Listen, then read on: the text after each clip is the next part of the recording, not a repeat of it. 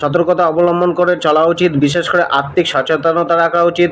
আজকে তাদের চলার মার্গে কষ্ট মিলতে পারে, কার্যে বাধা তাদের মানসিক চিন্তার কারণ হতে পারে, কিছুটা আর্থিক হানির যোগও রয়েছে। অর্থের ব্যবহার সাবধানে করা উচিত।